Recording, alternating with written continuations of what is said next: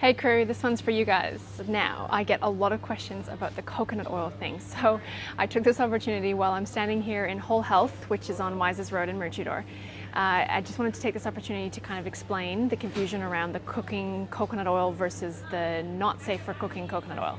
So you can see they've got a really big selection here. There's a lot to choose from, and I understand that it can get quite daunting when you want to go shopping for this type of thing. So I apologize to those of you that have already been sent on goose chases around the place to try and find this cooking coconut oil. So here's the go.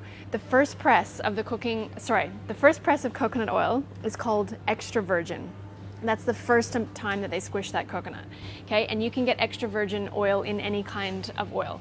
So that's gonna be labeled as your extra virgin. I don't know if you guys can see that. Okay, so anytime it says extra virgin, that's the first press. The second time they press it, it's just called virgin, right? So instead of the extra in front of it, it's just called virgin. Okay, so sorry for my videoing skills. The third time is sometimes called cooking coconut oil, okay, such as this one. So this is organic tasteless coconut oil, and you can see how it says cooking, right? So this video is probably a bit backwards too. But anyways, that's the cooking coconut oil. So that's the one that's safe in the frying pan, guys. The reason being is that the components of the oil that come out in the first press, which is what tastes really coconutty and it's what has the extra nutrition, is actually not safe when you put it in a frying pan, because it's those very precious compounds that turn trans fat or turn bad at the really high temperatures, okay? So yes, extra virgin coconut oil is excellent for your raw desserts and for anything that's not getting heated basically very much. It can even withstand temperatures in the oven of up to about 170 degrees. But beyond that, and especially in a frying pan, it's gonna get a lot higher than that.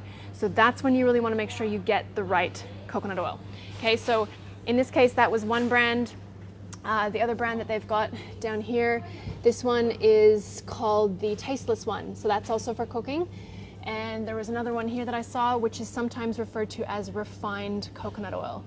Okay, so that's another option that you have. It goes under a few names, either deodorized, cooking coconut oil, or refined. That should be all you're gonna find for that. So that's the difference, guys. It's not super hard, but I really wanted to clarify that because now you know the difference, and now you know how to cook safely at really high temperatures using your coconut oil. It's not all created equal. Hope that helps. Thanks, guys.